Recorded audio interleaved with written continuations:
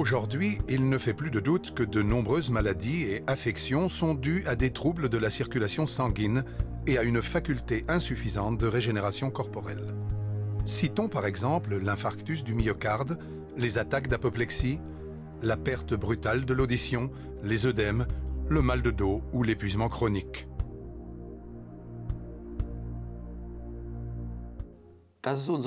Il est notoire que notre système de santé ne fonctionne pas très bien. Souvent, dans mon cabinet, mes patients me demandent ce qu'ils peuvent faire en plus pour leur santé. Ce qui est important dans ce contexte, c'est le patient sûr de soi et informé. Et c'est là que le Revitalator est un complément idéal, d'une part pour renforcer les facultés corporelles de guérison naturelle et, d'autre part, pour agir de manière préventive afin de ne pas tomber malade. Pour assister la régénération mentale et corporelle, le docteur Oleg Lones, psychologue, ingénieur et inventeur, a mis au point son Revitalator. C'est un tapis de digitoponcture particulier, réalisé en plastique médical de haute qualité. Le terme de Revitalator, dérivé du latin vital, qui signifie vivant, a été créé par le docteur Oleg Lones et met l'accent sur l'aspect de la restauration de la santé. Les points forts du Revitalator résident dans le renforcement, en profondeur et à grande échelle, de l'irrigation sanguine du corps tout entier. La santé, cela signifie en premier lieu la régénération du corps tout entier, et celle-ci est principalement tributaire d'une circulation sanguine intense. En d'autres termes, un organisme est malade quand il ne peut plus se régénérer suffisamment. Les congestions et les blocages empêchent la régénération corporelle.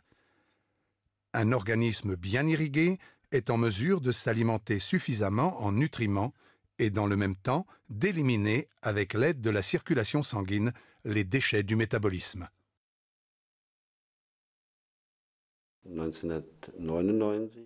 En 1999, je suis tombé d'une échelle et naturellement, j'avais des douleurs infernales. Je pouvais à peine bouger et marcher m'était devenu pratiquement impossible. J'avais l'impression qu'une brûlure descendait le long de ma jambe droite. Je ne pouvais dormir qu'en position assise ou agenouillée. En 2000, je suis retourné chez le médecin. On m'a fait passer un scanner et on a constaté que j'avais de nouveau une hernie discale. J'ai pris beaucoup de médicaments, mais ma santé ne s'est pas améliorée. Le soulagement n'était que partiel et on m'a dit qu'une nouvelle opération était nécessaire.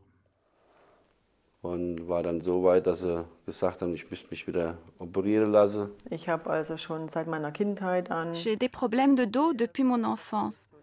Peut-être parce que je suis très grande, je ne sais pas. J'ai toujours eu des douleurs, même à 16 ans déjà. Quand je restais longtemps debout, j'avais mal à la colonne vertébrale, dans la région lombaire, comme si j'allais me casser en deux. C'était terrible. Et puis ça a continué comme ça, plus tard, avec mes parents. On a construit une maison, j'ai travaillé très dur et j'ai toujours eu des douleurs. C'était vraiment insupportable. Quand on est jeune, on pense que ce n'est pas possible d'avoir des douleurs pareilles.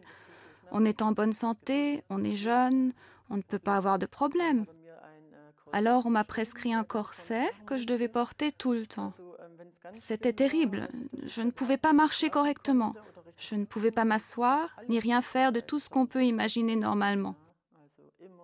J'avais toujours des douleurs, toujours des problèmes, et quand on vous dit que vous devrez vivre avec cela tout le temps, cela vous ébranle psychiquement.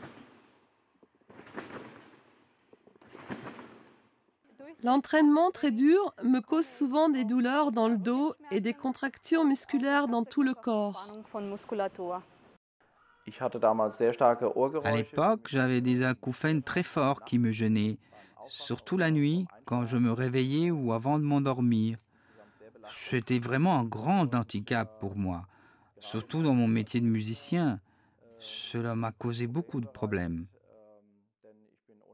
Depuis, je suis très souvent exposé au bruit à cause de mon travail dans l'orchestre et le stress professionnel, globalement, a aggravé mes problèmes de santé. Comme j'avais toujours des enflures un peu partout sur le corps et que je prenais de la cortisone, je suis allée à la clinique universitaire pour faire diagnostiquer mon problème.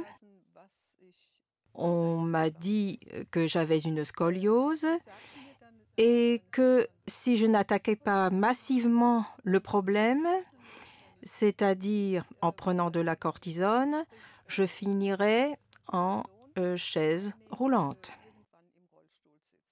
Un grand problème dans ma vie, c'était mes douleurs lombaires, qui m'ont gravement handicapée. Beaucoup de choses ont été faites contre ces douleurs, mais elles ne m'ont pas aidée. Et j'ai porté un corset pendant 4 ou 5 ans. J'ai travaillé à la Poste comme facteur pendant 26 ans, à porter de lourdes sacoches. J'ai travaillé 12 ans chez Opel, à la chaîne de montage. Et là aussi, je devais soulever de lourdes charges. Au scanner, on a constaté que j'avais 3 hernies discales. Le médecin m'a dit qu'une opération était inévitable. Ma jambe était déjà partiellement paralysée. Contre le mal de dos, je suivais même une thérapie à base de cachets, de piqûres. Mon estomac a commencé à me poser des problèmes. C'était la catastrophe totale. Quand je réfléchis aux causes des douleurs et des maladies, je parviens à la conclusion qu'elles sont toujours dues à une mauvaise circulation sanguine qui empêche les articulations, les organes ou les ligaments de recevoir les nutriments dont ils ont besoin pour fonctionner correctement. Par exemple, c'est la même chose quand quelqu'un a faim et qu'on ne lui donne pas suffisamment à manger et à boire, alors il souffre de cette carence.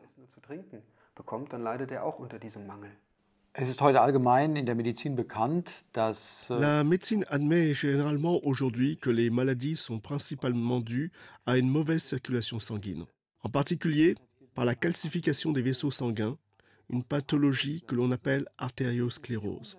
Cette artériosclérose est la source d'une foule de maladies, telles que l'hypertension, l'infarctus, l'apoplexie, les acouphènes, la perte brutale de l'audition, mais aussi toutes les autres lésions organiques. Santé est donc synonyme de bonne circulation sanguine. Sans bonne circulation sanguine, pas de vie.